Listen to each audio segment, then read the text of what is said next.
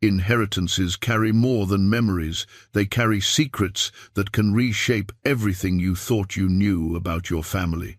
When a solitary cowboy inherits his late grandfather's abandoned farmhouse in the remote Arizona desert, he expects to find nothing but dust, decay, and forgotten memories.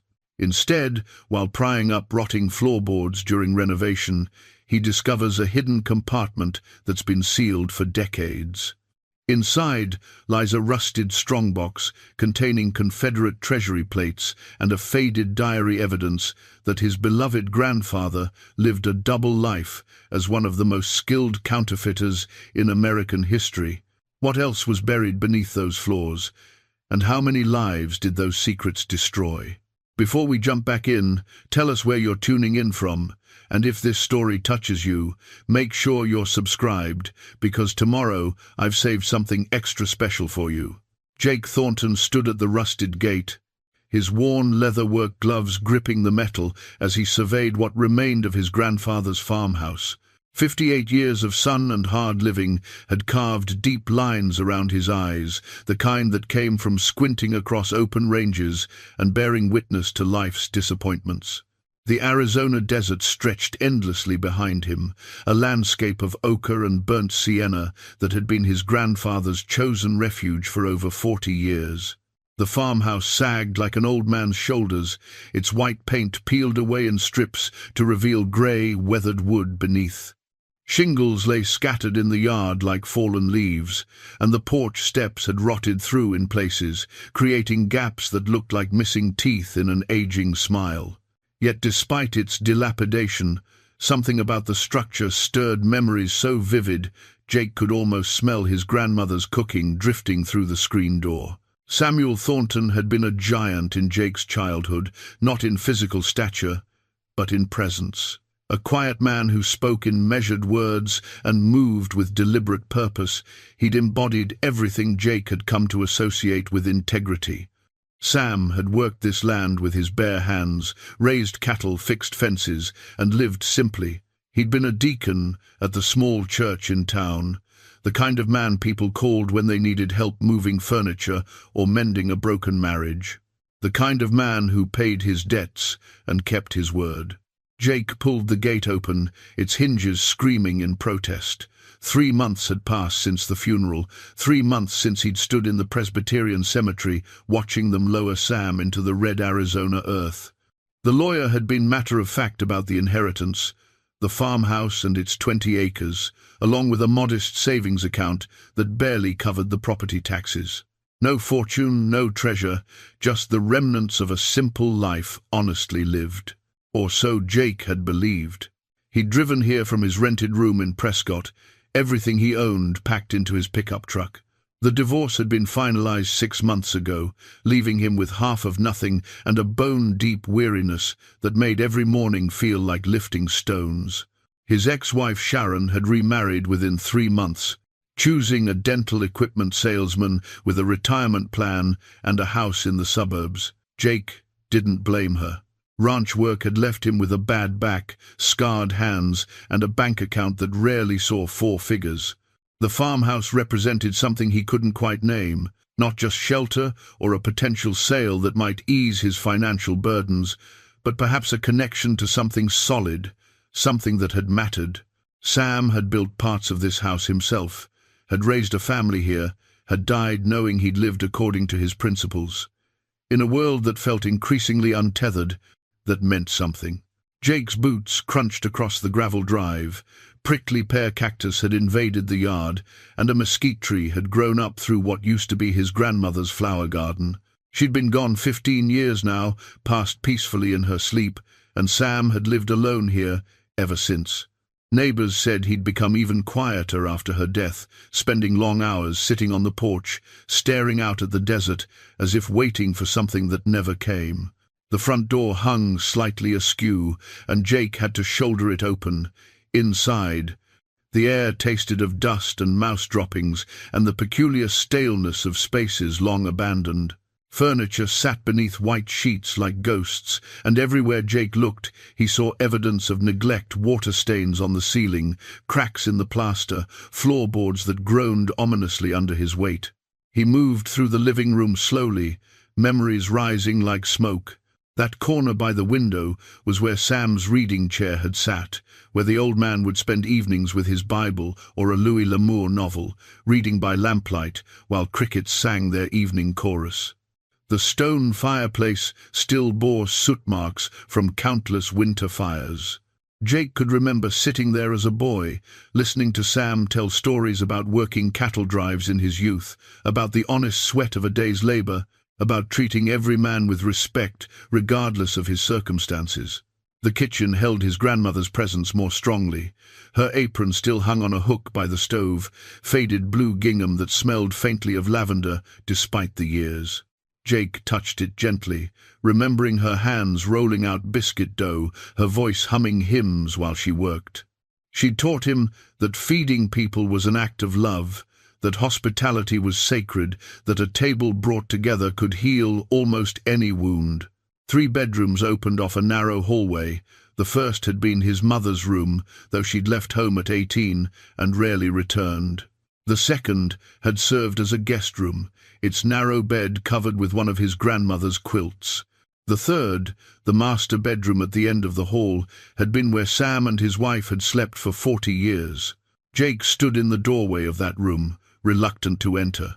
The bed remained, stripped of linens, and a simple dresser stood against one wall. Sam's reading glasses sat on the nightstand, folded carefully, as if he might return at any moment to claim them. A photograph in a tarnished frame showed Sam and his bride on their wedding day, both impossibly young, both smiling with the confidence of people who believed love was enough. The floor in here had always been Sam's pride, solid oak planks he'd installed himself, hand-sanded and finished to a honey-coloured glow. Now they were scratched and dull, gaps showing between some boards where the wood had shrunk with age and dryness. Jake knelt and ran his hand across them, feeling the texture his grandfather's hands had created. He'd come here with a plan. Renovate enough to make the place sellable, hopefully turn a modest profit that would give him breathing room, find some footing again. Maybe it wasn't much of a plan, but it was something, and something felt better than the emptiness that had been following him since the divorce. Jake spent the rest of that first day unloading his tools and supplies, setting up a camp bed in the living room and taking stock of what needed doing. The roof wanted patching. The plumbing would need attention. The electrical system was decades old and probably dangerous, and those floors, beautiful as they'd once been, had suffered from neglect. As evening fell, he sat on the porch steps with a cup of instant coffee, watching the sun paint the desert in shades of amber and crimson. This land had sustained his grandfather for most of a lifetime. Sam had chosen it deliberately, moving here from Texas in the late 60s, buying the property cheap and building this house board by board. He'd told young Jake once that a man needed space to think, room to breathe, distance from the noise of the world. Out here, Sam had said, you could hear yourself clearly. What had Sam been listening for? What thoughts had required such solitude? Jake watched darkness settle over the desert, stars emerging like holes poked in black fabric. Coyotes called in the distance, their voices rising and falling in ancient rhythms. He thought about his grandfather's funeral, how the church had been full despite Sam's isolation in later years. People had spoken of his generosity, his quiet faith, his willingness to help anyone in need. The pastor had called him a righteous man. Inside, Jake spread his sleeping bag on the camp bed and lay in the darkness, listening to the house settle around him. Old structures made their own music, creaks and groans and soft sighs, as wood expanded and contracted with the temperature changes. His grandmother used to say that houses remembered the people who lived in them, that walls absorbed joy and sorrow alike.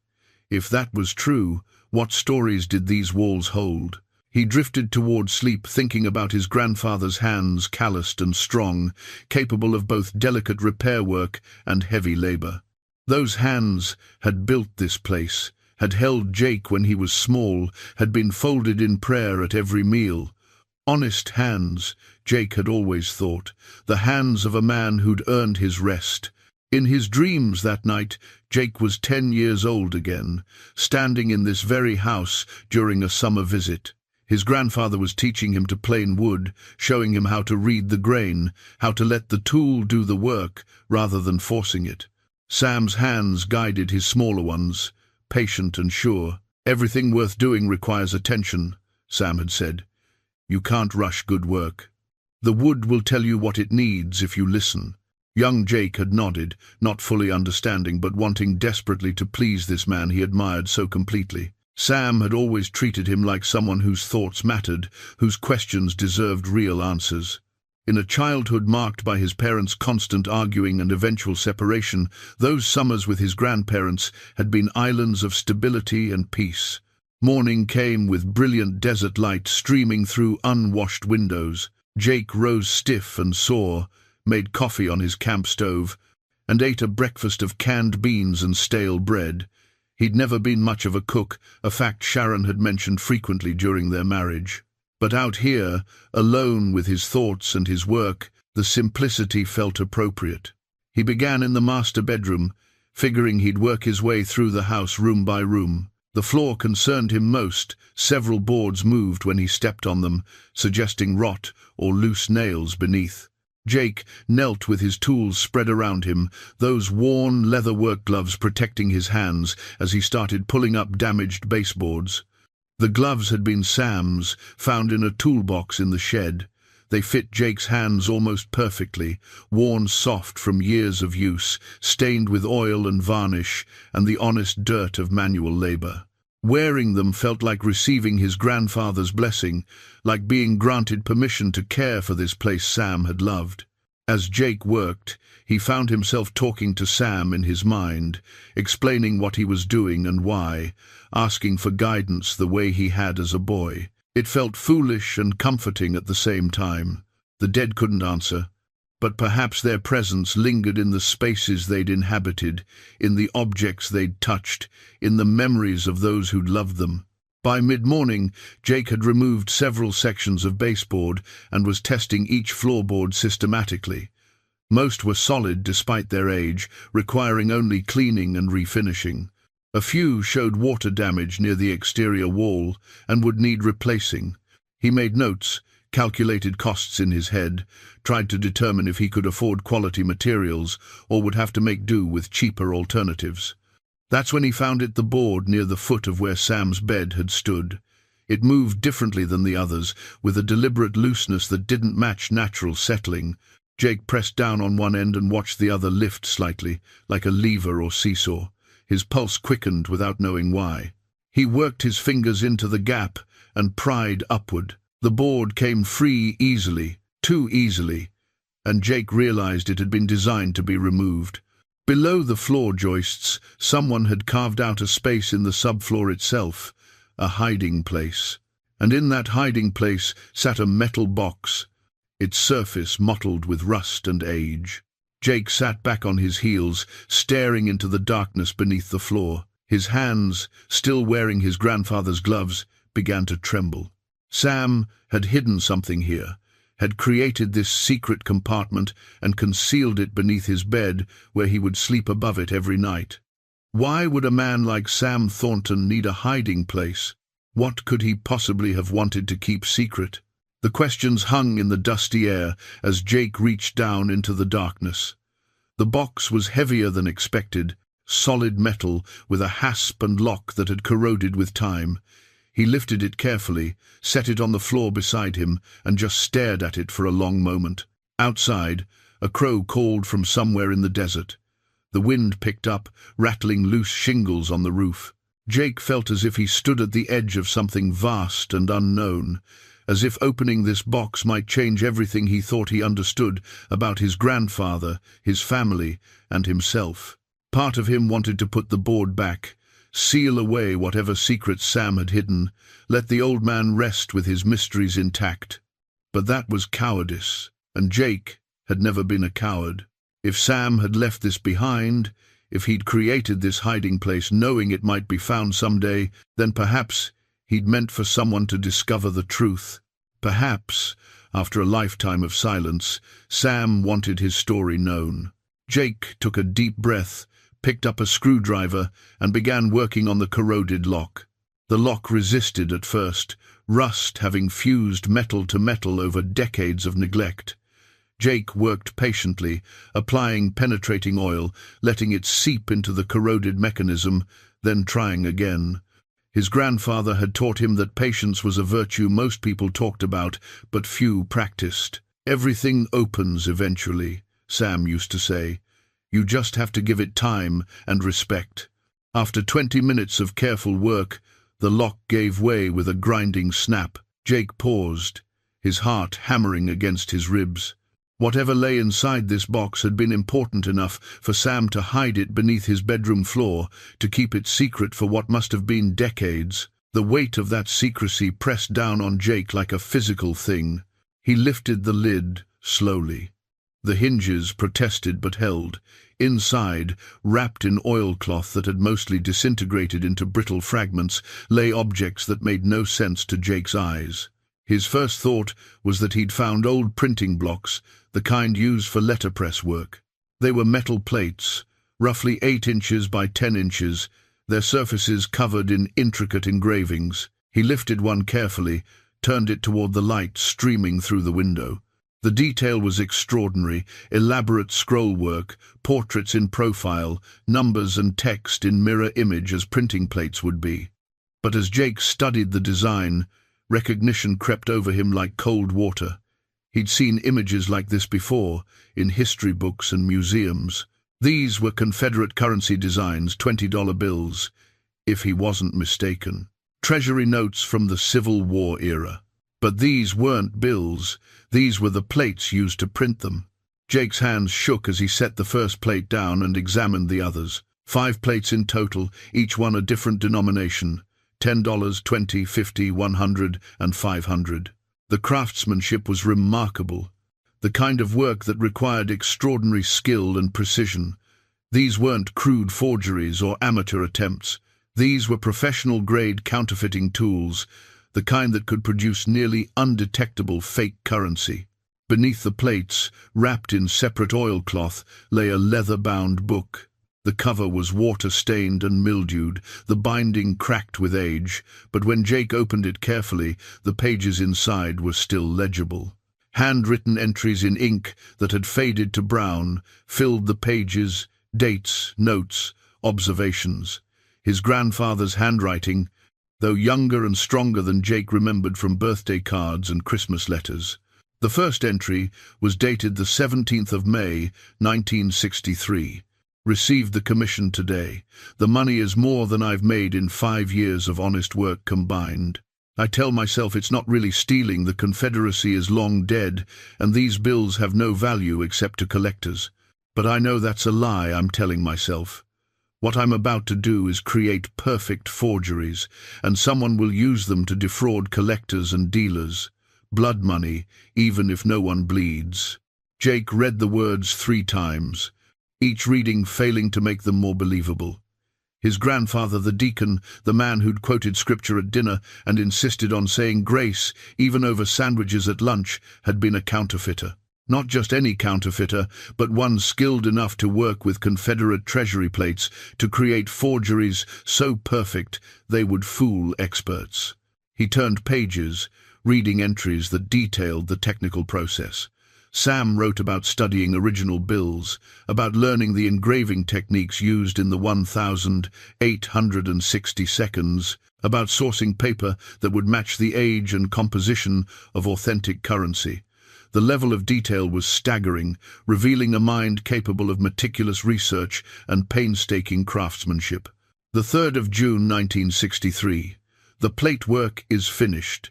6 months of effort, working only at night when Rose is asleep. I've told her I'm building furniture in the shed, and she believes me because she wants to believe me. The guilt is eating me alive, but we need this money. The medical bills from her surgery have buried us. The bank is threatening foreclosure. I keep telling myself this is temporary. Just one job, enough to get us clear. Then I'll be done with this forever. Jake felt his stomach clench. His grandmother's surgery, he remembered his mother mentioning it once, years ago, some kind of cancer scare in the early 60s. successfully treated but expensive. Sam had saved her life by paying for the best doctors and the newest treatments. Jake had always assumed Sam had managed through savings or loans. The truth was far more complicated. He continued reading, watching his grandfather's moral struggle unfold across the pages. Sam wasn't a criminal by nature. He was a desperate man who'd made a terrible choice, believing it would be temporary. But desperation had opened a door that proved difficult to close. The 15th of July, 1963, met with the buyer today. He calls himself Coleman, though I doubt that's his real name. He examined my work for over an hour, using a magnifying glass and holding the plates up to the light. Finally, he smiled and told me they were the finest reproductions he'd ever seen. He paid me in cash, more money than I've ever held at one time. I felt dirty taking it. Coleman asked if I'd be interested in more work. I told him no. He just smiled again, said I should keep his number in case I changed my mind. The entries continued through the summer and fall of 1963. Sam paid off his debts, saved his home, kept his family secure. He wrote about wanting to destroy the plates, about the moral weight of what he'd done, but he also wrote about the financial security they'd gained, about watching Rose recover without the additional stress of bankruptcy, about being able to provide for his daughter's education. The 20th of September 1963, I should have destroyed the plates. I meant to, but something stopped me. Maybe it's the knowledge that we're never as far from disaster as we think we are. Life can turn on you in an instant: illness, accident, economic collapse. These plates represent a kind of insurance, terrible as that sounds. A last resort if everything else fails. I've hidden them in a place where Rose will never find them, beneath the bedroom floor. Perhaps someday I'll have the courage to destroy them, perhaps not. Jake set the diary down and looked at the plates again. His grandfather had carried this secret for over 60 years, had lived with the knowledge of what he'd done, had gone to church every Sunday, and prayed with the weight of this sin on his shoulders. The righteousness Jake had always associated with Sam took on a different character now, not the simple virtue of someone who'd never faced real temptation, but the hard-won integrity of a man who'd stumbled and spent the rest of his life trying to walk straight. The entries grew less frequent after 1963. Months would pass between them, then years. But Sam had kept writing, kept documenting his thoughts, as if the diary itself were a confessional, and these pages his only priest. March 4, 1967. Coleman found me again. I don't know how we moved here to Arizona to escape that part of my life, but he tracked me down, showed up at the property line like a ghost from a past I thought I'd buried. He wants me to do another job. I told him no. Told him I was finished with that life. He just nodded and said he understood, but I saw something in his eyes that frightened me. Men like Coleman don't accept refusal easily. I may have made an enemy I can't afford. Jake's hands had gone cold despite the desert heat. This wasn't just a story about his grandfather's fall from grace. This was something potentially dangerous, a connection to criminal elements that might still have relevance decades later. Who was Coleman? What kind of organization had he represented? And most troubling of all, were these plates really just insurance? Or had Sam used them again? He forced himself to keep reading, to follow his grandfather's story through the years. The entries revealed a man haunted by his choices, but determined to live a life that honored his wife and daughter. Sam threw himself into community service, into church work, into being the kind of man people could depend on, perhaps seeking redemption through action, through becoming so thoroughly good that his past sins might be balanced somehow. But the plates remained hidden beneath his bedroom floor, a secret kept even from his wife, a burden carried alone. Jake realized the sun had moved significantly while he'd been reading. Hours had passed in what felt like minutes. His coffee had gone cold, his muscles stiff from kneeling on the hard floor, but he couldn't stop now. He had to understand the full scope of what his grandfather had done, had to know if there was more to this story than a single act of desperate counterfeiting. The diary held answers, But as Jake turned another page, as he saw dates stretching into the 1970 seconds and beyond, he wondered if those answers would give him peace or only raise more troubling questions. The man he'd thought he knew, the righteous grandfather who'd shaped his understanding of morality, had been hiding this entire time. What else had been hidden? What other secrets lay buried in this house? Jake didn't sleep that night. He sat at his grandfather's kitchen table with the diary open before him, reading by the light of a battery-powered lantern. The house creaked and settled around him, and every sound made him think of Sam's ghost watching from the shadows, judging him for unearthing secrets that were meant to stay buried. The entries from the 1970 seconds revealed a man wrestling with his conscience while building a reputation as one of the most trustworthy people in the community. Sam wrote about helping neighbors rebuild after a fire, about counseling young couples through marital troubles, about organizing food drives for struggling families. He served on the church board, led Bible studies, and became someone people turned to in times of crisis. Yet beneath it all ran the current of his hidden past. Coleman's name appeared periodically, never in detail, but enough to suggest the man hadn't forgotten about Sam's skills. There were cryptic references to phone calls, to envelopes arriving with no return address, to the constant low-grade fear that his past would catch up with him. April 10, 1978. Rose asked me today why I sometimes wake up in the middle of the night and just sit by the window. I told her I was getting old, that sleep comes less easily, but the truth is, I'm listening for cars on the road, watching for headlights that might signal Coleman's return. 15 years have passed since I last saw him, but I know men like that don't simply disappear. They wait. They remember. They collect on debts you didn't know you owed. Jake rubbed his eyes, exhaustion making the words blur. His grandmother had been alive when Sam wrote this, sleeping in the same room where the plates lay hidden. Had she suspected anything? Or had Sam's performance been so complete that even the woman who shared his bed for 40 years never glimpsed the truth? As dawn broke, Jake made coffee and tried to think clearly. He had several options, none of them simple. He could go to the police with what he'd found, turn over the plates and the diary, let the authorities sort out whatever legal complications might still exist from crimes committed 60 years ago. But would that honor his grandfather's memory or destroy it? Sam had spent decades trying to atone for his mistakes. Did he deserve to have his reputation ruined posthumously? Jake could destroy the evidence, burn the diary, melt down the plates and pretend he'd never found them. Let Sam rest in peace with his secrets intact.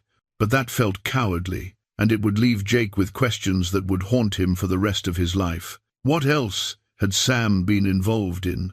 Had he really only made those plates once? Or were there other crimes hidden in the gaps between diary entries? Or he could do what came least naturally, investigate. Learn the full truth before making any decisions. Find out who Coleman was, what organization he represented, whether any of this still mattered in the present day. The thought exhausted him, but it also felt necessary. If he was going to honor his grandfather's memory properly, he needed to understand the man completely, not just the carefully constructed version Sam had presented to the world. Jake spent the morning at the small public library in town, using their computer to search for information about Confederate currency counterfeiting. What he found troubled him deeply. The counterfeit Confederate bills had been a serious problem in the 1960 seconds and 70 seconds, when the Civil War centennial sparked renewed interest in memorabilia. Collectors were eager buyers, and the market was flooded with forgeries of varying quality. But the really good forgeries, the ones created using authentic techniques and period-appropriate materials, those had caused significant financial damage. Jake found articles about major fraud cases, about collectors and dealers who'd lost fortunes to sophisticated fakes, about criminal networks that had operated across state lines. The Treasury Department and FBI had been involved in several high-profile investigations. One name kept appearing in the articles, The Coleman Network. Not a single person but an organization, allegedly run by a man known only as Coleman, that had specialized in high-quality historical document forgeries. Confederate currency, Revolutionary War-era letters, documents supposedly signed by famous figures. The Coleman Network had produced them all. Law enforcement had never managed to identify the actual people involved or shut the operation down completely. The trail went cold in the early 1980 seconds, with some investigators speculating the network had simply disbanded or moved into other criminal enterprises. Jake sat back from the computer screen, his stomach churning. His grandfather hadn't just been involved with some small-time crook. He'd been connected to a major criminal organization, one sophisticated enough to evade federal investigators for decades. The plates hidden beneath Sam's floor weren't just evidence of a single desperate act, they were a link to something much larger and more dangerous. The librarian, a woman in her 70s with kind eyes and steel-grey hair, approached his table. "Finding what you need, hun?" Jake forced a smile. "Just doing some family history research. My grandfather lived around here for a long time." "Samuel Thornton's grandson, aren't you? I heard you inherited his place." She smiled warmly. "Your grandfather was a good man. Helped my husband repair our roof after that storm in '97. Wouldn't take a penny for his work." "That sounds like him," Jake said, the words catching in his throat. "We were all heartbroken when he passed. The world needs more men like Samuel Thornton. Honest, dependable, always there when someone needed help." She patted his shoulder. "You're lucky to have had him in your life." After she walked away, Jake stared at the computer screen without seeing it. Two versions of his grandfather existed in his mind now, and he couldn't reconcile them. The criminal who'd created perfect forgeries and connected with dangerous people, and the saint remembered by neighbors for his kindness and integrity. Both versions were real, both were true. But how could one man contain such contradictions? He printed several articles about the Coleman Network and returned to the farmhouse. The afternoon sun beat down mercilessly, turning the interior of the truck into an oven. As he drove, Jake thought about his own life, his own failures, the divorce, the string of jobs that never quite worked out, the feeling that he'd never lived up to the man his grandfather had seemed to be. Maybe Sam had felt the same way. Maybe that's what the diary really documented, not just a criminal enterprise, but the desperate attempt of an imperfect man to become better than his worst moment. Jake had always seen his grandfather as impossibly virtuous, but perhaps Sam's real virtue had been in refusing to let one terrible choice define him forever. Back at the house, Jake returned to the master bedroom. The plates still lay on the floor where he'd left them, catching the afternoon light.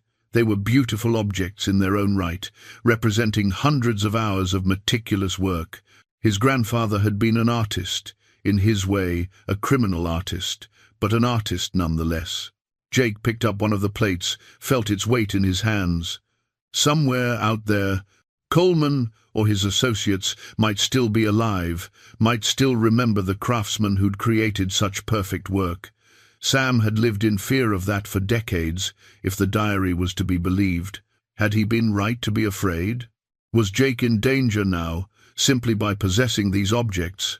A sound outside made Jake's heart leap. He moved to the window, pulse racing, half expecting to see unfamiliar cars approaching the property. But it was only the wind, kicking up dust devils in the yard, rattling the loose gate. His nerves were shot, paranoia seeping in as he absorbed the implications of what he'd discovered.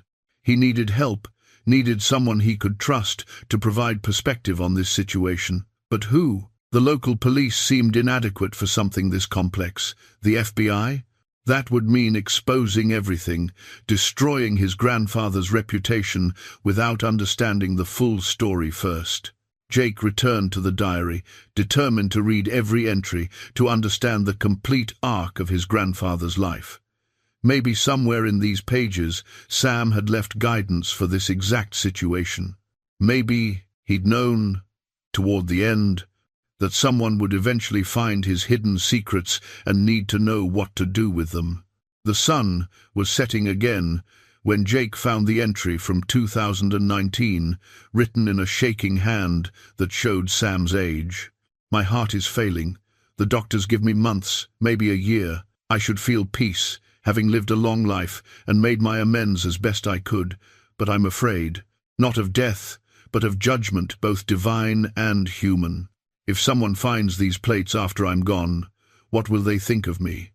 Will they understand that one mistake made in desperation can haunt a man for his entire life? Or will they see only the crime and none of the decades spent trying to make it right?" Jake read his grandfather's final entries with tears blurring the words. Sam had known his time was running out, and he'd used those last months to write a fuller account of his life, not just the crime, but everything that came before and after. The story that emerged was both more complicated and more human than Jake had imagined. Samuel Thornton had been born in rural Texas in 1930, the youngest of 5 children in a family that barely scraped by. His father had been a sharecropper, his mother a seamstress who took in mending to supplement their meager income. Sam had learned early that life was hard, that comfort was temporary, and that financial security was the difference between dignity and desperation. He'd shown aptitude for drawing and design in school, but there was no money for art school or college. Instead, he'd learned engraving as an apprentice to a monument maker, creating headstones and memorial plaques. The work was precise and demanding, requiring a steady hand and an eye for detail. Sam had been good at it, good enough that by his mid-20s, he'd established a small reputation. That's where Coleman had found him. The diary didn't explain how Coleman knew about Sam's skills, only that he'd approached Sam in 1962 with a proposal that seemed too good to be true. Create a set of Confederate treasury plates, perfect reproductions that could fool even experts, and receive enough money to solve all of Sam's financial problems. Coleman had done his research. He'd known about Rose's cancer, about the mounting medical bills, about the mortgage payments Sam was struggling to make. December 1, 2019. I've tried to remember the moment I said yes to Coleman, to understand what I was thinking when I crossed that line. The truth is, there was no single moment.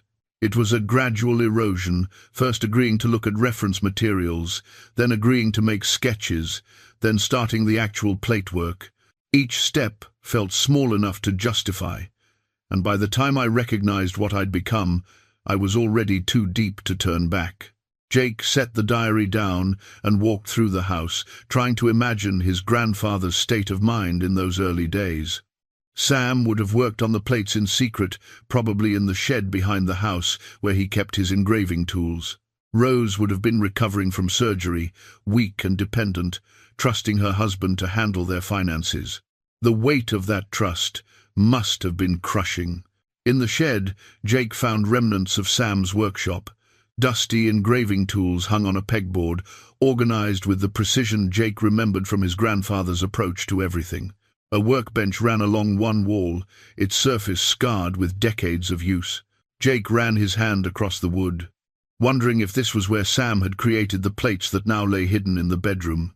He found a folder tucked behind some old paint cans, more of Sam's artwork. Sketches, mostly, studies of the human face and form, practice work for the portrait engravings he'd done on memorial stones. The skill was evident even in these casual drawings.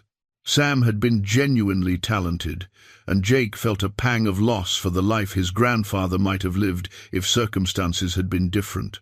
What if there'd been no cancer, no crushing debt? What if Sam had been able to use his skills for legitimate art instead of crime? But there were no alternate timelines, no way to undo the choices that had been made.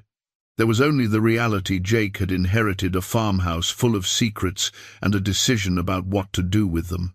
Over the next few days, Jake continued reading the diary while maintaining the appearance of normal renovation work. He couldn't afford to draw attention to himself or raise questions about what he'd found. So he patched the roof, repaired plumbing, replaced rotted boards, physical labor that kept his hands busy while his mind churned through impossible questions. The diary revealed that Sam had never made another set of plates after 1963. Coleman had contacted him several more times over the years, always with new proposals, always offering substantial money. But Sam had refused every time, even when refusing cost him opportunities or created financial strain. The plates hidden beneath his floor had been his only crime, and he'd lived the rest of his life trying to balance that single terrible choice with decades of good works. The 15th of January 2020, Rose died, not knowing what I'd done to save her. I'm grateful for that mercy, at least. She believed in me completely, trusted that I'd always done right by our family. Letting her die with that faith intact feels like the one truly good thing I managed in all of this. But now I'm alone with my secret, and some days the weight of it feels unbearable. I talk to her picture, confess things I could never say while she lived. I hope wherever she is, she understands. I hope she forgives me. Jake found himself crying again, not for the grandfather he'd thought he knew, but for the real man, flawed and frightened, and doing his best with impossible circumstances. Sam's crime wasn't what made him human. His humanity was in the struggle, in the decades spent trying to be better than his worst moment, in the love that had driven him to such desperate measures in the first place. A knock on the front door startled Jake so badly he dropped the diary. His heart hammered as he approached the door, remembering Coleman's name, the criminal networks, all the dangers Sam had worried about. He peered through the dusty window before opening it. A woman stood on the porch, perhaps 60 years old, with sun-weathered skin and grey hair pulled back in a practical ponytail. She wore jeans and a faded work shirt, and she held a covered dish in her hands. Jake opened the door cautiously. "Can I help you? I'm Margaret Ellis. Live about 2 miles down the road." Heard Samuel's grandson was fixing up the place. She offered the dish. "Brought you some chicken casserole. Figured you might not have much in the way of home cooking out here." The simple kindness caught Jake off guard. "Thank you. Your grandfather was good to us when we first moved here. Helped my husband build our barn, wouldn't hear of accepting payment. I always meant to return the favor, but you know how time gets away from you." Her eyes were sad. "I still can't believe he's gone. Seemed like Sam would be around forever." "He had that quality," Jake agreed, taking the casserole. "Made you feel like he'd always be there when you needed him." "That's exactly right," Margaret smiled. "You have his look, you know. Same eyes. I hope you decide to stay on the property. It would be nice to have a Thornton here again." After she left, Jake stood on the porch, holding the casserole, feeling the warmth of it seep through the dish.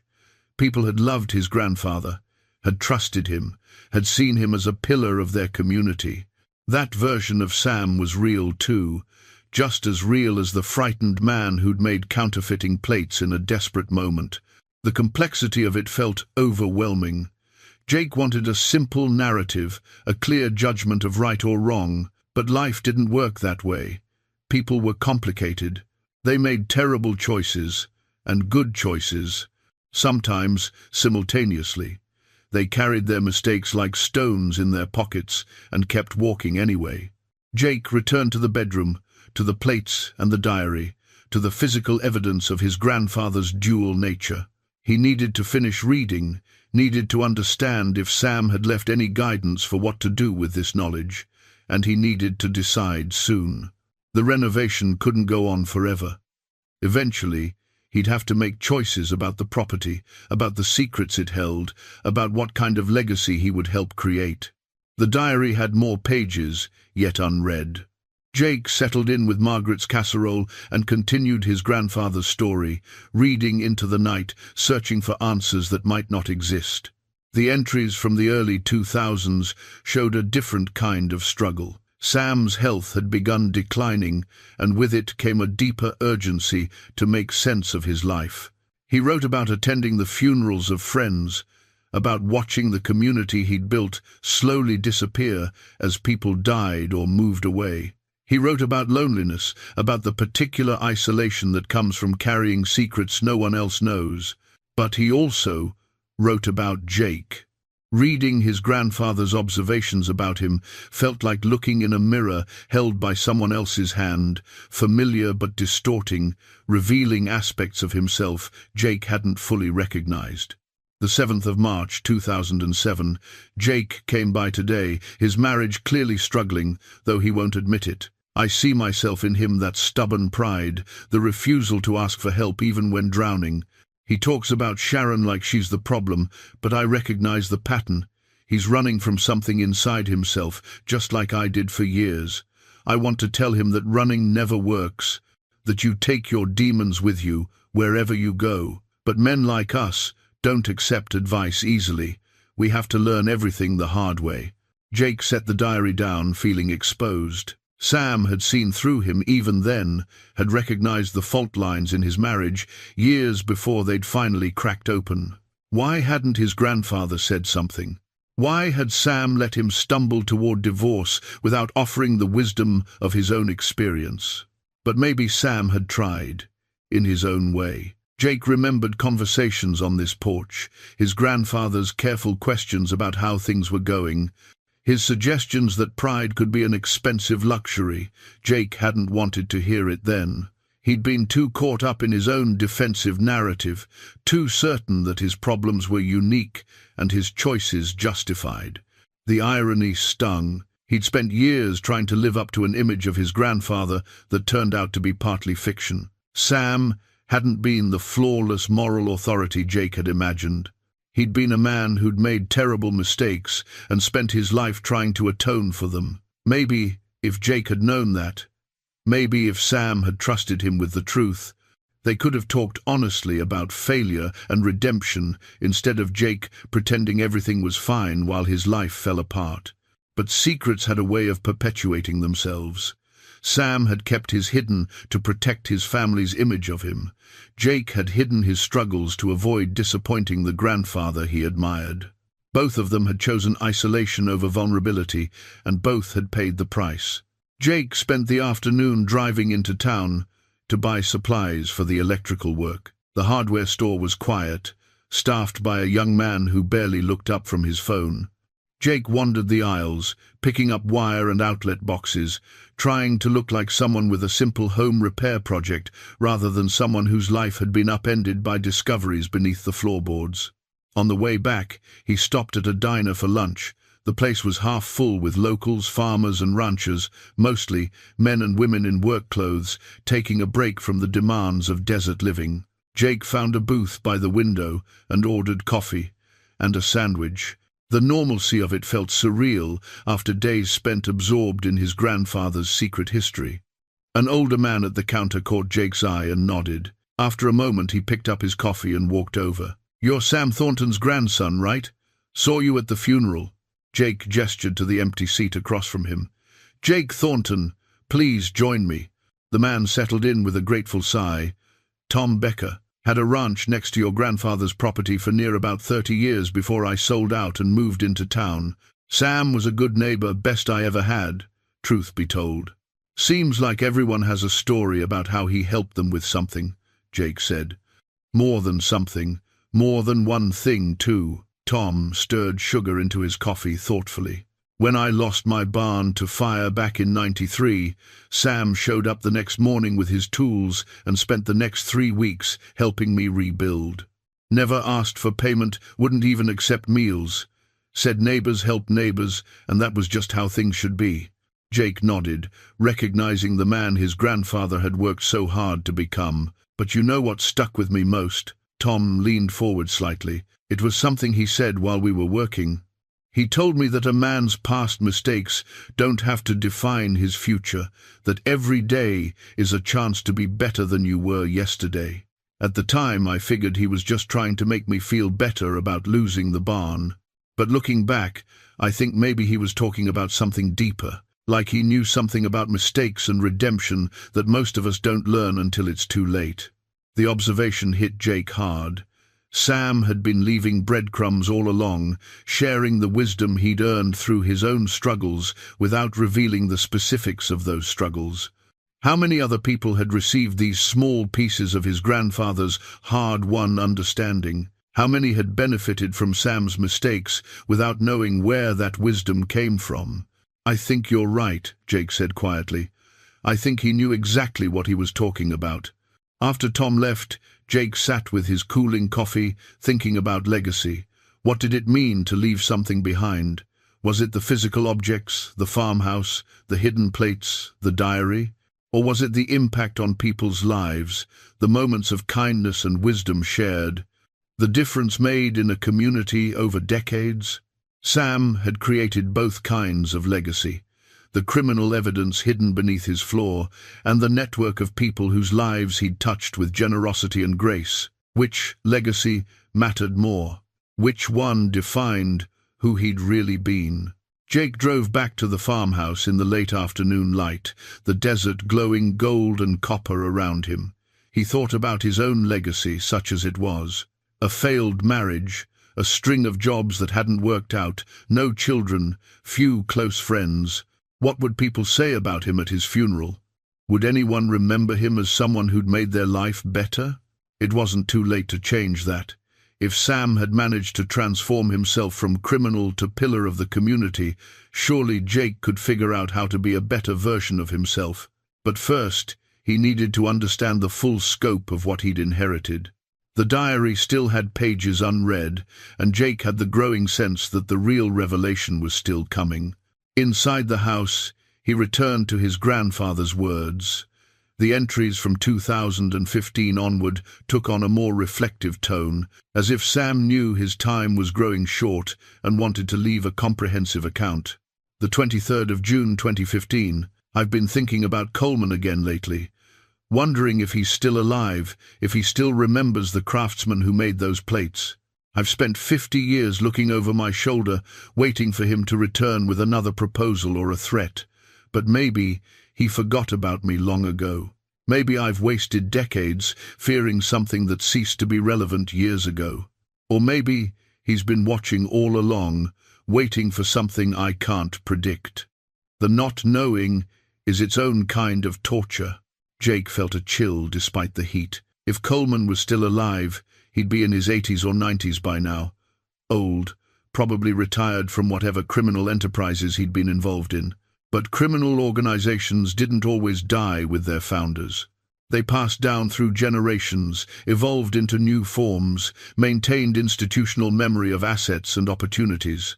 The plates hidden beneath the floor represented an asset, a link to someone with extraordinary skills, someone who'd once created perfect forgeries. If the Coleman network still existed in any form, they might still be interested in Sam's work, or in Sam's grandson who'd inherited his property. Jake walked to the window and looked out at the darkening desert. The isolation that had once seemed peaceful now felt vulnerable. The nearest neighbor was 2 miles away. Cell phone service was spotty at best. If someone came looking for the plates, if Coleman or his associates tracked down Sam's property, Jake would be alone and exposed. He was being paranoid. He knew that. 50 years had passed since Sam made those plates. The criminal landscape had changed completely. Modern counterfeiting was done digitally, with computers and high-resolution printers. Nobody needed hand-engraved plates anymore. The Coleman network, if it had ever really existed as anything more than Sam's frightened imagination, was surely long dissolved. But still, Jake made sure the doors were locked before returning to the diary. He had to finish reading, had to know if Sam had left any indication of ongoing danger or if it had all been the paranoid imaginings of a guilty conscience. The answers had to be in these pages somewhere. The diary entries from the final years of Sam's life took on an elegiac quality, as if he was writing not just for himself, but for whoever might eventually find these pages. The handwriting grew shakier, the entries shorter, but the honesty deepened. The 12th of October 2018. Saw the doctor again today. Heart failure, they call it, though it feels more like the heart is finally catching up with the weight it's been carrying all these years. They give me medications, tell me to take it easy, avoid stress. They don't understand that the stress isn't external. It lives inside me, has lived there since 1963, a constant pressure that never eases. Maybe dying is just the body's way of saying it can't carry the burden anymore. Jake had to stop reading for a moment, emotion overwhelming him. He remembered that last year of Sam's life, the way his grandfather had seemed to shrink into himself, the light fading from his eyes. Jake had visited a few times, uncomfortable with illness and mortality, making excuses about why he couldn't stay longer. He'd been dealing with his own divorce, his own problems, and he'd told himself that Sam was old, that this was just the natural progression of life. But reading these entries, Jake realized his grandfather had been dying not just physically, but under the weight of secrets he could never share. Sam had been alone with his guilt, even when surrounded by people who loved him. That kind of isolation must have been suffocating. The next entry was dated 3 months later. The 8th of January 2019, had a visitor today. A young man, maybe 30, well-dressed and polite, said his name was Michael Coleman and that he was settling his grandfather's affairs. My blood ran cold when I heard that name. Coleman. The grandson asked if I'd known his grandfather, said he was trying to piece together the old man's business connections. I told him I didn't recognize the name. He smiled, said maybe he was mistaken. But as he left, he turned back and said something strange. My grandfather always said you were an artist, Mr. Thornton. He said you had a gift that shouldn't go to waste. Then he handed me a business card and drove away. Jake's hands shook as he turned the page. So Coleman had found Sam again, or his grandson had. And if there was a grandson, that meant the organization might still exist, might still have interest in Sam's work. This wasn't ancient history after all. This was active, present, dangerous. He searched through the diary frantically, looking for more mentions of Michael Coleman. The next entry was 2 weeks later. The 22nd of January 2019. Can't stop thinking about Michael Coleman's visit. I've kept his business card, though I know I should destroy it. The card says he's an art dealer specializing in historical documents. Perfectly legitimate cover for what his family really does. I'm tempted to call him to finally unburden myself of this secret, to confess everything and let the chips fall where they may. But I'm old and weak, and the thought of dying in prison terrifies me. So I remain silent, as I've been silent for 56 years. Silence becomes its own kind of prison eventually. More entries followed, documenting Sam's deteriorating health and his ongoing anxiety about Michael Coleman. But there was something else too, a growing sense that Sam wanted to leave some kind of message, some explanation for whoever found the plates after he was gone. The 30th of April 2019. I've decided to leave everything in place, the plates, this diary, all of it hidden where I put it in 1963. Whoever finds it will have to decide what to do with it.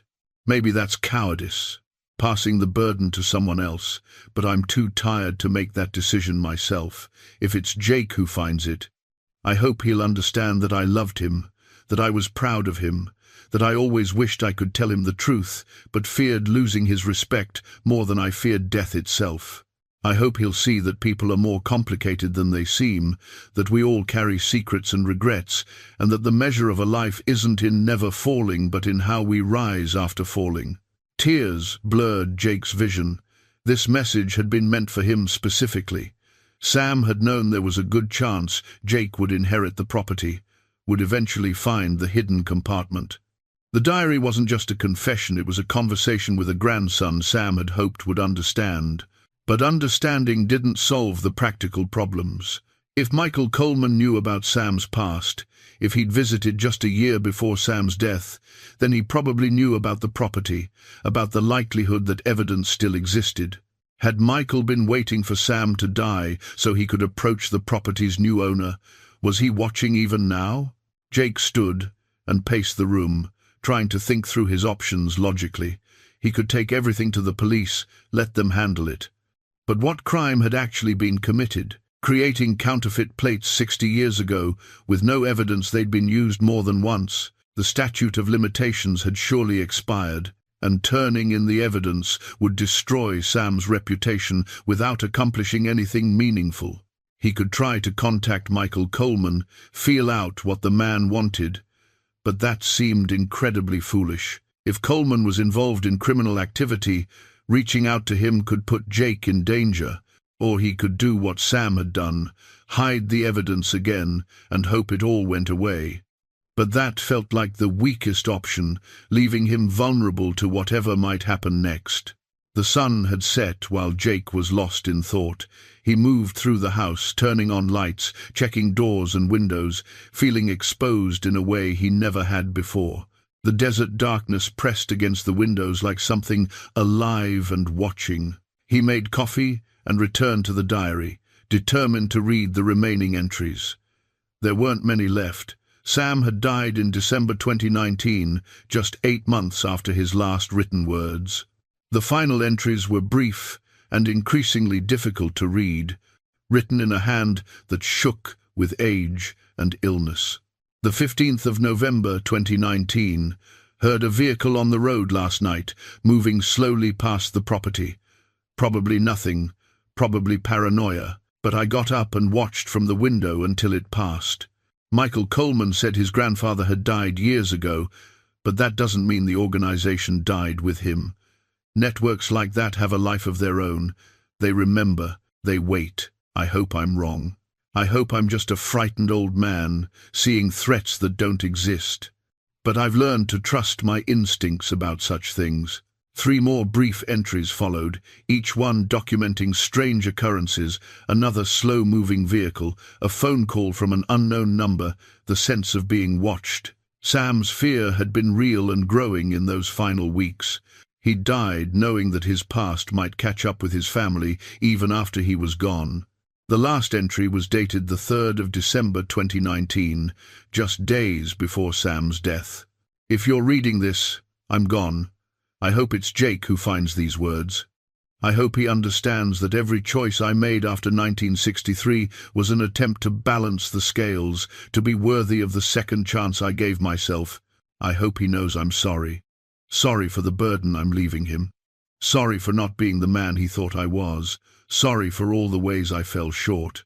But I also hope he sees that imperfect men can still do good, that mistakes don't have to be permanent, that redemption is possible even if it's never complete.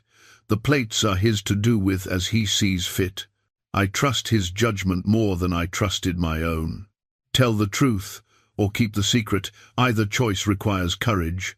Whatever he decides, I'll rest easier knowing he made it. Love never fails, even when we do.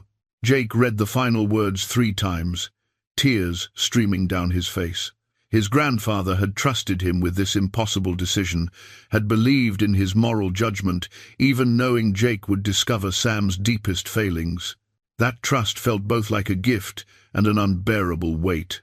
He closed the diary gently, as if it were a sacred text. Outside, the desert night sang with insects and the distant calls of coyotes.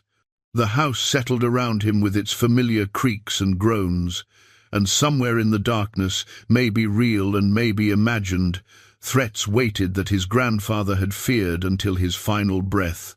Jake woke to the sound of an engine. For a moment, caught between sleep and waking, he thought he was dreaming, but the sound persisted. A vehicle approaching slowly on the dirt road that led to the farmhouse. He checked his watch. 3 in the morning. His heart hammered as he moved to the window, staying in the shadows. Headlights swept across the yard as a dark SUV pulled up to the gate. The engine cut off, and for a long moment nothing happened. Then the driver's door opened, and a man stepped out. Even in the darkness, Jake could make out his silhouette, tall, lean, well-dressed, even at this hour. The man stood looking at the house, not moving closer, just observing. Then he pulled out a phone, its screen glow illuminating his face. Young, maybe mid-30s, with the kind of composed bearing that suggested confidence and purpose. Michael Coleman, it had to be. Jake's mind raced. The man hadn't approached the house, hadn't knocked or announced himself. This was surveillance, checking to see if anyone was home, perhaps planning his approach. The rational thing to do was call the police. But what would Jake tell them? That a man was standing near his property at 3 in the morning? By the time anyone arrived, Coleman would be gone. Instead, Jake made a decision that probably wasn't wise but felt necessary.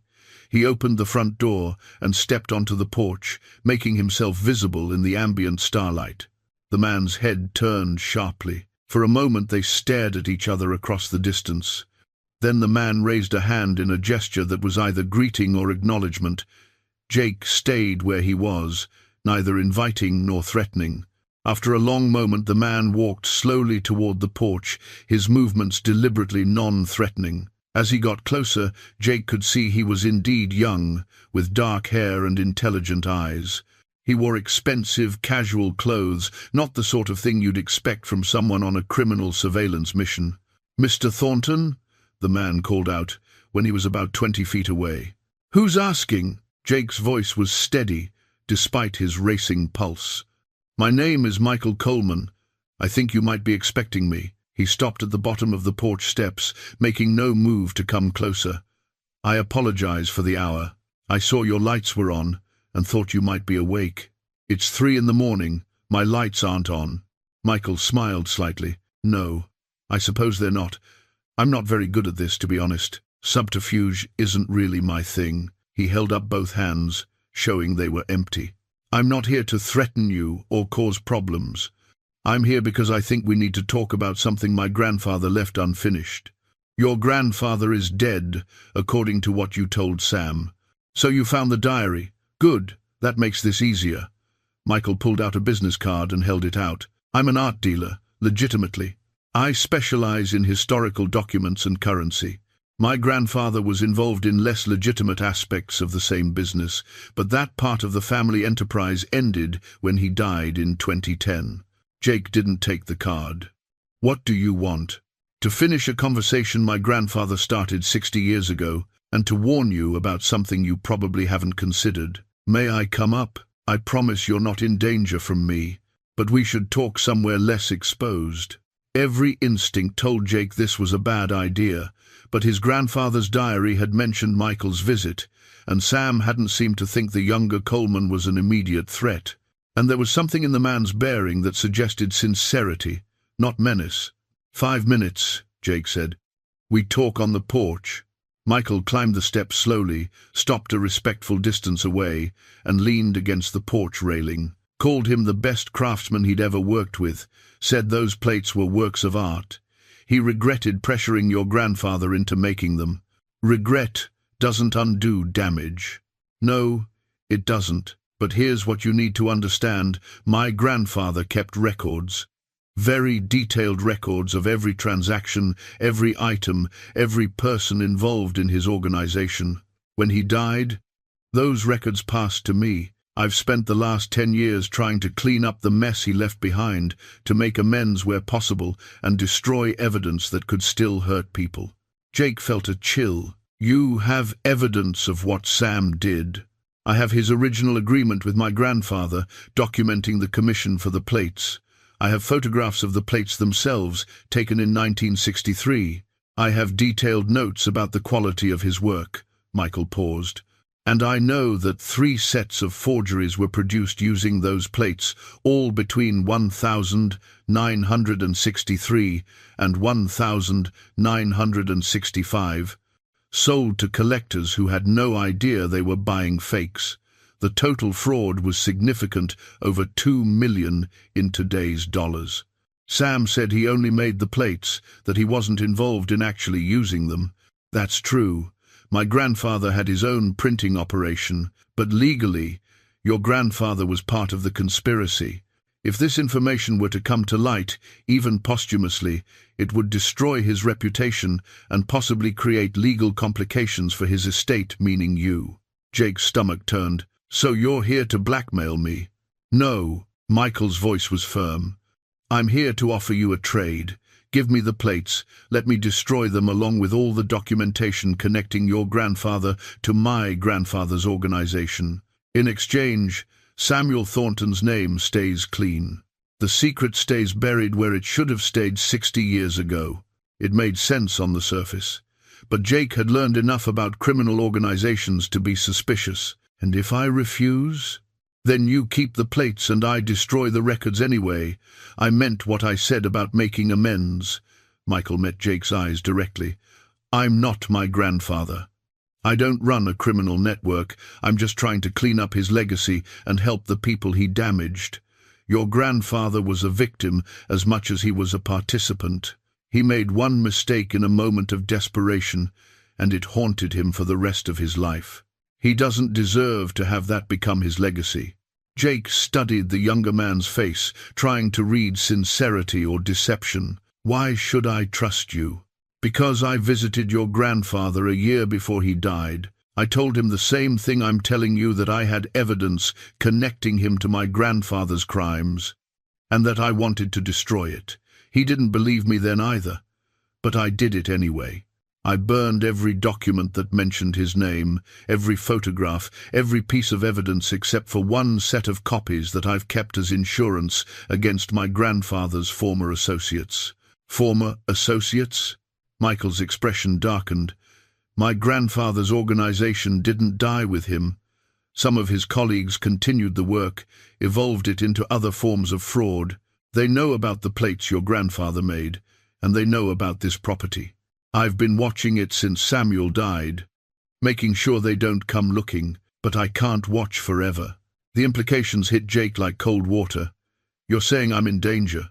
I'm saying the plates represent unfinished business to people who don't like unfinished business. If word got out that you found them, that they still exist, someone might decide they're worth recovering, either to use them or to eliminate evidence of the old organization's activities. Michael straightened from the railing. Give me the plates. Let me destroy them properly. Then both of us can move on. And your grandfather's secret dies the way he wanted it to. Jake's mind churned. This could all be an elaborate lie, a way to get the plates for Coleman's own purposes.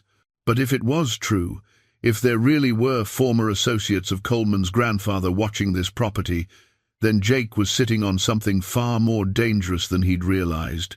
I need time to think about this. You have until tomorrow night. After that, I'm leaving Arizona, and you'll be on your own. Michael pulled out the business card again and set it on the porch railing. My number. Call me when you decide. And Mr. Thornton read the rest of your grandfather's diary if you haven't finished it. I think he left you a message about trust. Michael Coleman walked back to his SUV, got in, and drove away without urgency or drama. Jake stood on the porch long after the taillights disappeared, holding the business card, wondering if he'd just met an honest man trying to help or a clever criminal running a sophisticated con. Inside, he returned to the diary with shaking hands. There had to be more, some indication of whether Sam had trusted Michael, some guidance about what to do if this exact situation arose. Jake flipped through the pages frantically, looking for any reference to trust or decisions or what to do with the plates. And then, tucked between the final pages, he found a sealed envelope with his name written on it in his grandfather's handwriting. Jake stared at it for a long moment, then carefully broke the seal and unfolded the single page inside. Jake, if you're reading this, you've found everything, and you've met Michael Coleman. Trust him. He's nothing like his grandfather. He visited me last year and proved his intentions by destroying evidence without asking for anything in return. The plates should be destroyed, should have been destroyed 60 years ago. I kept them out of fear and foolish sentimentality. Don't make my mistake. Give them to Michael and let this chapter close the way it should have closed in 1963. You deserve a future not haunted by my past. All my love, Sam. Jake read his grandfather's letter 3 times, then sat with it in his hands as dawn broke over the desert. Sam had trusted Michael Coleman. That should have been enough to make Jake's decision simple. But trust didn't come easily to him, never had, a fact Sharon had pointed out repeatedly during their marriage. He made coffee as the sun rose, trying to think through all the angles. Michael had evidence connecting Sam to criminal activity. He claimed to have destroyed most of it, but he'd kept copies as insurance. That made sense if Michael was being honest about ongoing threats from his grandfather's former associates. But it also made sense if Michael was lying, if those copies were leveraged to ensure Jake cooperated. The plates themselves sat on the kitchen table where Jake had brought them the previous night. They caught the morning light, their engraved surfaces creating shadows that emphasized the intricate detail. Someone had spent hundreds of hours creating these. His grandfather's hands had shaped every line and curve, had achieved a level of perfection that bordered on artistry. Even knowing their purpose, Jake couldn't help but admire the craftsmanship. Was Michael telling the truth about the 3 sets of forgeries? If so, Sam's crime hadn't been victimless. Collectors had been defrauded, had paid substantial money for bills they believed were authentic pieces of history. Those victims deserved justice, or at least acknowledgement of the wrong done to them. But how would exposing Sam's crimes help anyone at this point? The victims had been defrauded 60 years ago. Many were probably dead. Restitution was impossible. The only result of revealing the truth would be destroying Sam's reputation and hurting the people who'd loved him. The church community, the neighbors, everyone who remembered him as a good man. Jake's phone rang, startling him. He didn't recognize the number but answered anyway. "Mr. Thornton, this is Sheriff Wallace. We've had a report of suspicious activity near your property last night. Vehicle matching one seen near several burglaries in the area over the past month. You see or hear anything unusual?" Jake's pulse quickened. "Someone drove past around 3 in the morning. Dark SUV. Didn't stop long. That matches the description. You get a license plate?" "No. Too dark. Why burglaries? I thought you said this was about suspicious vehicles." "The burglaries have all been at properties of deceased persons, places being prepared for estate sales. Whoever's doing it seems to know when places are vulnerable, when valuable items might be present. Your grandfather's property fits the profile." The sheriff paused. "You staying there alone?" "For now. Might want to consider staying in town for a few days, at least until we catch whoever's responsible, or get some company out there. It's pretty isolated for someone on their own." After hanging up, Jake stood at the window looking out at the desert. The timing was too perfect. Michael Coleman shows up claiming he wants to help, and suddenly there's a burglar targeting properties just like this one. Either Coleman was involved in the burglaries, using them as cover for his real interest in the plates, or his warning about dangerous former associates had been legitimate. Jake called the number on Michael's business card. The younger Coleman answered on the second ring. "Sheriff just called," Jake said without preamble. "Says there's been a burglar hitting estates in the area, dark SUV just like yours." "I know. That's not me." Michael's voice was tense. "That's the problem I was warning you about. Someone from my grandfather's old network has been tracking down anyone connected to his operation. They hit a document dealer in New Mexico 2 weeks ago, ransacked his office looking for my grandfather's records. They hit a printer's widow in Texas last week. They're being methodical, and they're working their way toward Arizona." "How do I know you're not working with them?" "Because if I was, I wouldn't have warned you. I would have just shown up and taken what I wanted." Michael's frustration came through clearly. "Look, I understand your suspicion, but every hour you wait, they get closer. These aren't collectors or art enthusiasts. They're criminals trying to eliminate evidence that could be used against them. If they think you have something that belonged to my grandfather, they won't ask politely." Jake made a decision. "Come back to the property. Daylight, 1 hour. We'll talk face to face." "I'll be there." Jake spent the next hour preparing. He moved the plates and diary back to their hiding place beneath the floor, replaced the board, made sure nothing indicated he'd found anything. If Michael was working with the burglars, if this was all an elaborate setup, Jake wasn't going to make it easy for them. He also loaded his grandfather's old rifle, checked that it still worked, and kept it within reach. Trust only went so far. Michael arrived exactly on time, driving the same dark SUV from the previous night.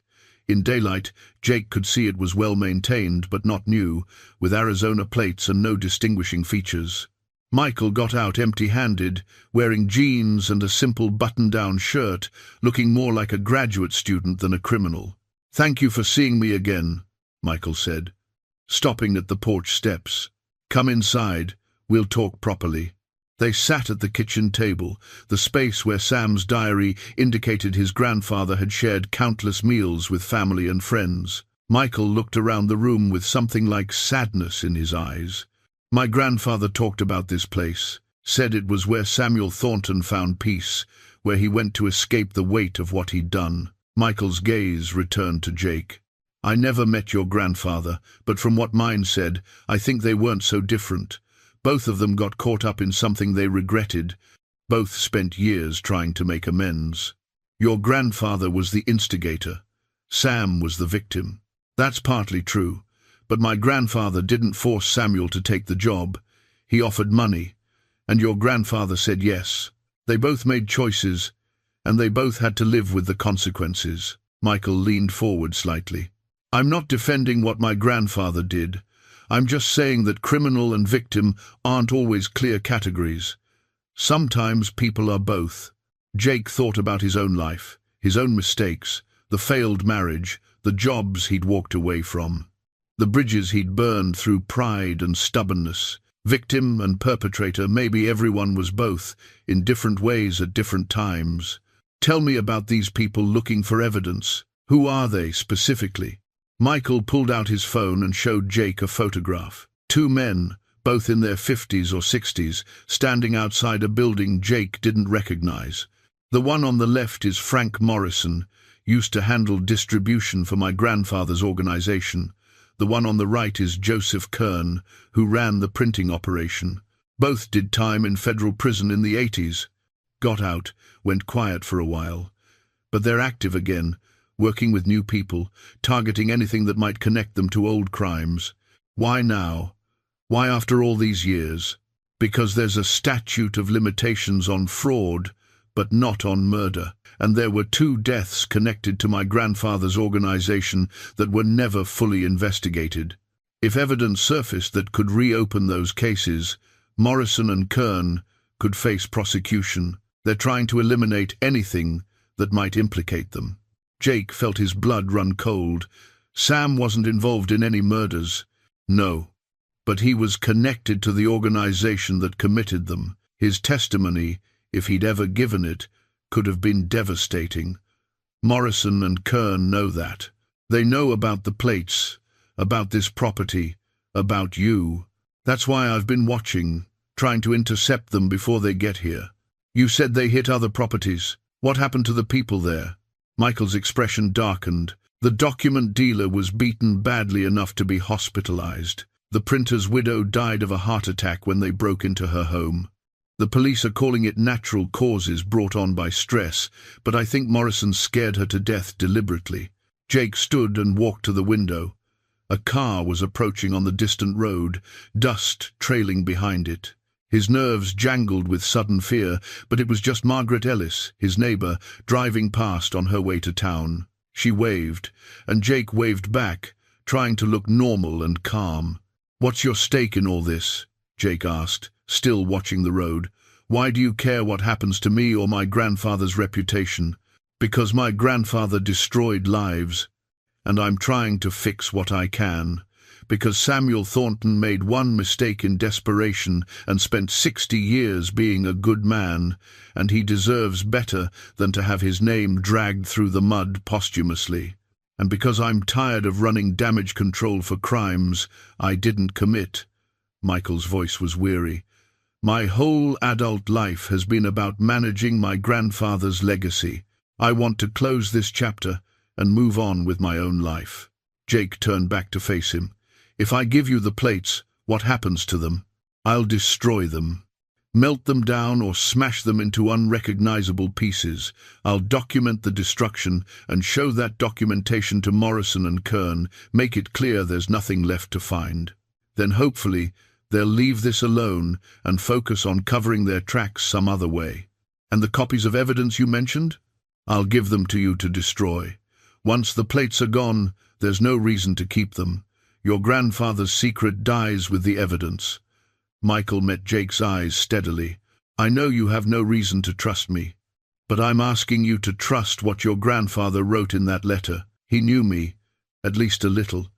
He made his judgment. Can you trust his judgment? That was the question, wasn't it?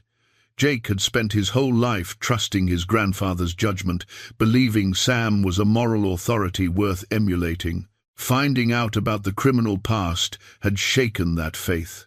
But reading the diary, understanding the full arc of Sam's life, Jake had come to see his grandfather as fully human, flawed but trying, fallen but rising, imperfect but sincere. If Sam said Michael Coleman could be trusted, maybe that was enough. "Give me until tonight to decide," Jake said. "I need to think this through completely." Michael nodded and stood. "Tonight, then. But Mr. Thornton, decide quickly. Morrison and Kern are closer than you think." After Michael left, Jake spent the day trying to work on the house renovation, but his mind was elsewhere. He kept thinking about his grandfather's letter, about trust and judgment and the weight of secrets. Sam had been ready to let this go, had wanted Jake to give the plates to Michael. But Sam had also hidden them for 60 years instead of destroying them himself. What did that say about his real feelings? As evening approached, Jake made his decision. He would meet with Michael that night, give him the plates, and end this chapter of his family's history. It felt like the right choice, the choice Sam had wanted him to make. But as he replaced the floorboard to retrieve the plates one final time, Jake couldn't shake the feeling that he was crossing a threshold he couldn't return from, making a choice that would define not just his relationship to his grandfather's memory, but his understanding of his own character. Jake had just lifted the floorboard when he heard the vehicles, not one engine but two, approaching fast on the dirt road. He looked out the bedroom window and saw two trucks, one white, one black, kicking up massive dust clouds as they sped toward the property. They weren't slowing down like normal visitors. They were coming with purpose. His phone was in the kitchen. He started toward it, but the trucks were already sliding to stops in the yard. Doors opening before the engines cut. Two men emerged from the white truck, matching Michael's photograph. Morrison and Kern. The black truck held two younger men. Jake didn't recognize muscle, probably, hired help for whatever they planned to do. Jake grabbed his grandfather's rifle from beside the bed and moved back to the window. Morrison was giving orders, gesturing toward the house. Kern pulled something from the truck bolt cutters, Jake realized. They were planning to force their way in. "We know you're in there, Thornton," Morrison's voice carried clearly across the yard. "We just want to talk. Come out, and nobody gets hurt." Jake didn't believe that for a second. These men had put a document dealer in the hospital and possibly killed a widow. They weren't here for conversation. He pulled out his phone and dialed 911, keeping his voice low as he explained the situation to the dispatcher. Help would come, but the nearest sheriff's deputy was at least 20 minutes away. A lot could happen in 20 minutes. "You've got something that belongs to us," Kern called out. "Old printing plates your grandfather stole from our operation. We're just here to reclaim our property." So that was the angle they were taking, claiming the plates were theirs, stolen by Sam. It was a lie, but it gave them a narrative if questions were asked later. They'd come to recover stolen property, and things got out of hand. Jake's stomach turned at how calculated this was. "I don't know what you're talking about," Jake shouted back. "My grandfather was a deacon. He didn't have any printing plates." "Then you won't mind if we take a look around." Morrison started walking toward the house, the two younger men flanking him. Kern stayed by the trucks, watching, probably their lookout in case anyone approached. Jake positioned himself in the hallway, where he had a clear view of the front door, but was partially concealed. The rifle felt heavy in his hands. He'd hunted as a young man, hadn't fired a weapon in years, but the mechanics came back quickly. Safety off. Chamber loaded. Don't point it at anything you don't intend to shoot. The front door rattled as someone tested the lock. Then came the sound of the bolt cutter's metal screaming as the lock was cut through. The door swung open, and Morrison stepped into the house, his two companions right behind him. "Mr. Thornton, there's no need for drama here," Morrison said, his voice measured and almost reasonable. "We know you found your grandfather's hiding place. We know the plates are here. Just hand them over, and we'll be gone." Nobody has to get hurt. I've called the police, Jake said, trying to keep his voice steady. They're on their way. 20 minutes at least. We'll be long gone by then. Morrison moved further into the house, his eyes adjusting to the interior shadows. But we'd prefer to do this the easy way. You hand over the plates, we leave, you tell the police it was a burglary and nothing valuable was taken. Everyone goes home safe. And if I refuse? Morrison's expression hardened. Then we search the house and take what we came for. You can cooperate and walk away, or you can resist and deal with the consequences. Your choice. Jake's hands tightened on the rifle. He could see all three men now, Morrison in front, the two younger men spreading out to flank him. They hadn't drawn weapons yet, probably didn't want to escalate unless necessary. But Jake could see the calculation in Morrison's eyes, the cold assessment of risks and benefits. My grandfather was a good man, Jake said, surprising himself with the emotion in his voice. He made one mistake 60 years ago, and he spent the rest of his life making up for it. You people used him, threatened him, made him live in fear. I'm not giving you anything. Your grandfather was a counterfeiter who worked for us, Morrison said flatly. He took our money, did our work, and kept tools that belonged to our organization. We're just collecting what's ours. Those plates were made with Sam's hands, Sam's skills. They never belonged to you. Legal ownership is complicated. Possession, though that's simple. Morrison gestured to his men. Search the house. Start with the bedrooms.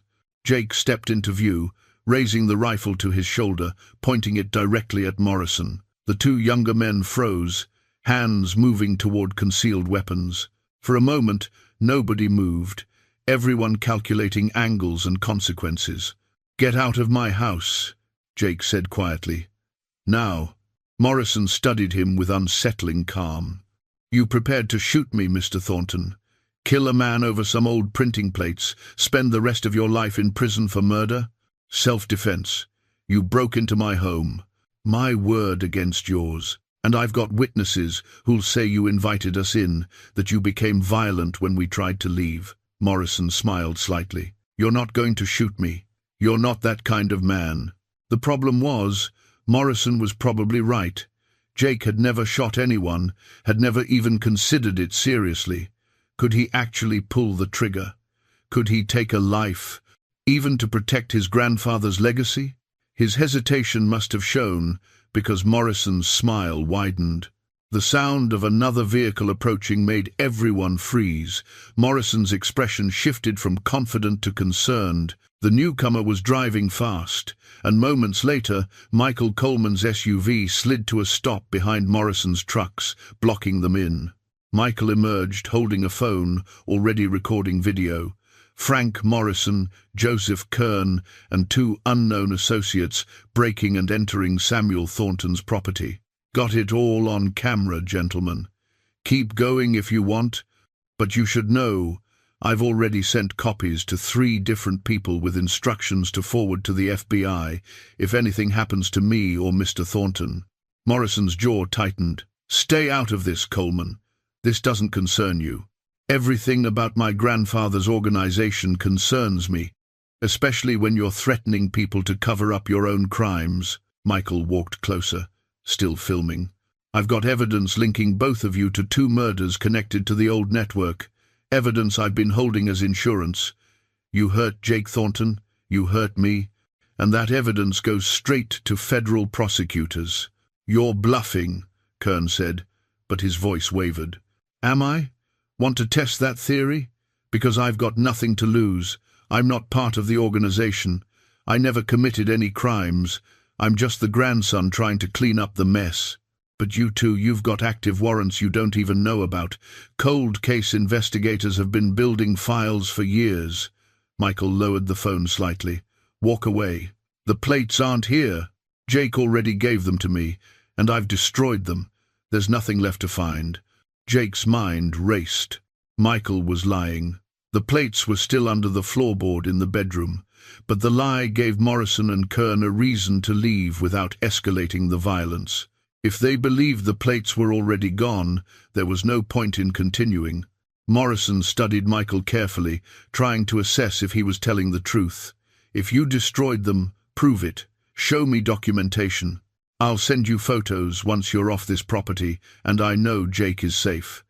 You've got my word, the plates no longer exist, and you know my word is good.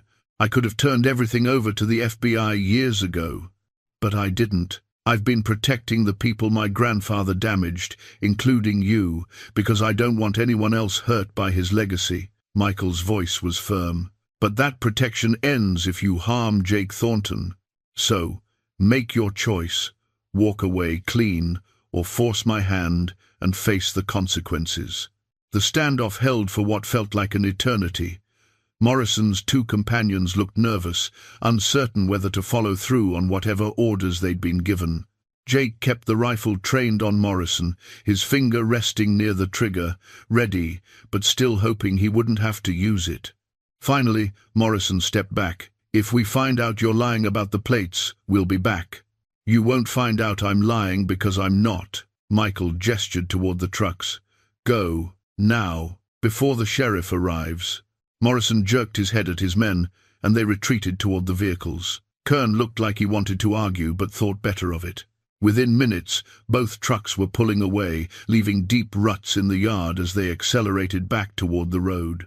Jake lowered the rifle, his hands shaking with adrenaline. "They'll be back when they realize you lied." "Maybe.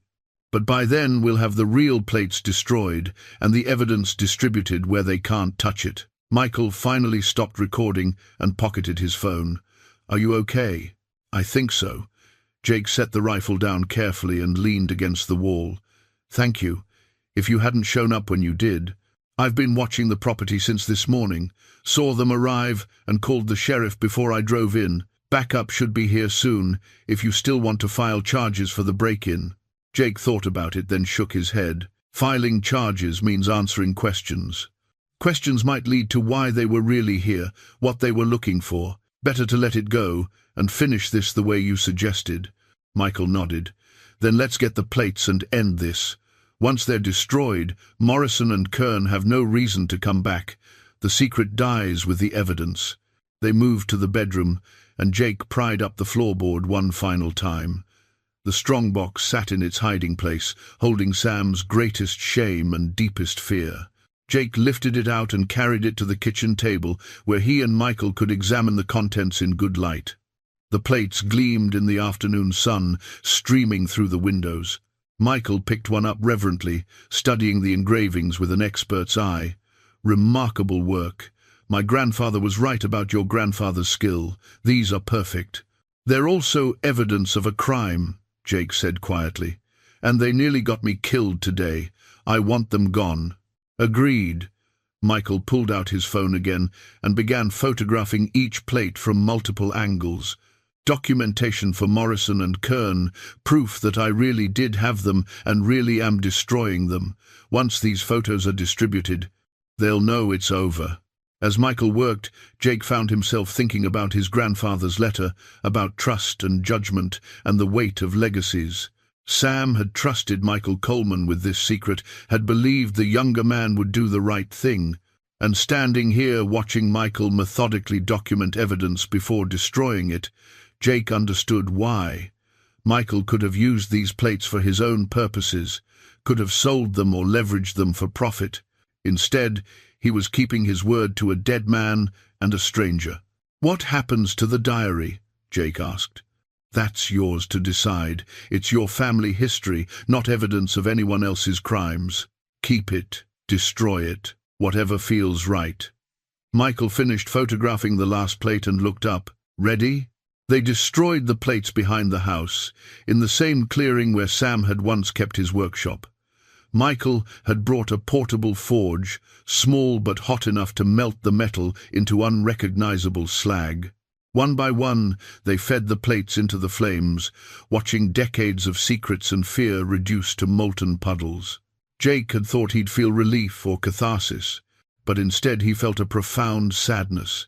These plates represented his grandfather's craftsmanship and his shame, his desperation and his skill. Destroying them erased evidence of a crime, but it also erased proof of Sam's artistry, however misdirected that artistry had been. "He was an artist," Michael said quietly, as if reading Jake's thoughts. "My grandfather always said that Samuel Thornton could have been one of the great engravers if he'd had different opportunities. The plates he made were better than the originals, in some ways cleaner lines, more consistent detail. It was tragic that he used his gifts the way he did. He didn't have a choice. We always have choices, but some choices are between bad options and worse options." Michael poured the final pool of molten metal into a bucket of sand, where it would cool into a shapeless mass. "Your grandfather chose to save his wife, even if it meant compromising his principles. Then he chose to spend the rest of his life making amends. Both choices took courage." The sheriff arrived as they were cleaning up, taking a report about the break-in and promising to increase patrols in the area. Jake stuck to the story he and Michael had agreed on. Intruders had broken in looking for valuables, been scared off before finding anything. The sheriff seemed satisfied, advised Jake to install better locks, and left without pressing for details. After the sheriff drove away, Michael pulled an envelope from his SUV and handed it to Jake. "The copies I mentioned, everything I had documenting your grandfather's connection to my grandfather's organization, it's all in there. Do with it whatever you think is right." Jake took the envelope, felt its weight. "You kept your word." "I told you I would." Michael offered his hand. "I hope this brings you some peace. Your grandfather was a good man who made one bad choice. Don't let that choice define how you remember him." They shook hands, and Michael drove away, leaving Jake alone with the envelope and the diary and a house full of memories. The sun was setting, painting the desert in shades of gold and crimson that reminded Jake of all the evenings he'd spent on this porch as a child, listening to his grandfather talk about integrity and honor and living according to your principles. Jake sat on the porch steps and opened the envelope. Inside were copies of documents, agreements signed by Samuel Thornton, photographs of the plates, correspondence between Coleman Sr. and various associates. All of it authenticated, dated, preserved with the kind of care that suggested Michael had been a meticulous record-keeper of his grandfather's crimes. He should burn it all, destroy every trace of evidence. But something made Jake hesitate. These documents were history, not just his grandfather's personal history, but a record of a particular time and place, of the kinds of choices desperate people made when faced with impossible circumstances. Maybe it was worth preserving, not as evidence of crime, but as a reminder that morality was often more complicated than simple judgments of right and wrong. Jake carried the envelope inside and added it to the diary, placing both in the strongbox that had held the plates. He'd find a new hiding place eventually, somewhere secure but accessible, not to conceal shame but to preserve truth, the full, complex truth of his grandfather's life. Over the following weeks, Jake continued the renovation work with a different purpose. He was no longer preparing the house for sale. He was preparing it for himself, for a life he might build here, in the space where his grandfather had sought redemption. The solitude that had once felt lonely now felt peaceful. The desert's vastness no longer threatened but welcomed. Margaret Ellis brought more casseroles and eventually convinced Jake to attend a community potluck. He met the people his grandfather had helped over the years, heard more stories about Sam's quiet generosity, his willingness to show up when needed. Each story added layers to Jake's understanding, filling in details of a life lived deliberately, purposefully, in service to others. Jake began to see the pattern. After 1963, Sam had built his life around service, not to erase his crime, because erasure was impossible, but to balance it somehow, to put good into the world in proportion to the harm he'd caused. Every repaired roof, every counseled couple, every organized food drive had been an act of atonement. Sam had understood that redemption wasn't a destination, but a practice, something you worked at every day of your life. 3 months after destroying the plates, Jake received a letter from Michael Coleman. Morrison and Kern had been arrested on unrelated charges, fraud and conspiracy connected to a recent document forgery ring. The evidence Michael had compiled about their past crimes had been sent anonymously to federal investigators, helping to build the case. Both men would likely spend their remaining years in prison. "Your grandfather can finally rest," Michael had written. "The people who threatened him are no longer a threat to anyone. I hope you've found peace with his memory and with the choices you made. I'm closing my grandfather's business and moving into legitimate art dealing exclusively. Time to build something new instead of managing something old.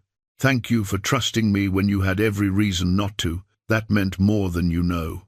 Jake folded the letter carefully and added it to the strongbox. Outside, the desert sunset was painting the sky in impossible colors. He walked to his grandfather's workshop, ran his hands over the old tools, imagined Sam here creating beauty and occasionally, in one desperate moment, creating something else entirely. Everyone contained multitudes, saints and sinners, victims and perpetrators, the wise and the foolish, all of it mixed together in complicated combinations that resisted simple categorization. Sam had been a criminal and a deacon, an artist and a fraud, a loving grandfather and a frightened man keeping terrible secrets. All of those things were true simultaneously. Jake picked up a piece of wood from the scrap pile and one of his grandfather's old planes. He wasn't an engraver, had no particular skill with fine detail work. But he could learn basic woodworking, could create simple, useful things with his hands, the way Sam had done.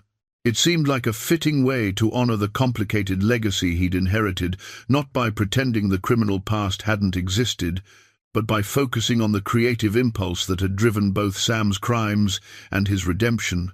He began to plane the wood, feeling the tool bite into the grain, watching shavings curl away like small prayers. Outside, stars were emerging in the darkening sky. Coyotes would sing soon, their voices rising and falling in ancient rhythms. The desert would settle into its nighttime self, vast and patient and indifferent to human struggles with morality and legacy. But Jake was no longer afraid of that indifference. He'd learned that meaning came not from the desert or the stars or any external authority, but from the choices people made every day to be better than their worst moments. His grandfather had learned that lesson the hard way and spent 60 years living it. Now it was Jake's turn to carry that understanding forward, to build something good from the complicated inheritance he'd received. The wood began to smooth under the plane's blade, taking shape beneath his hands. It wasn't art, not yet, but it was a beginning, and beginnings were often enough.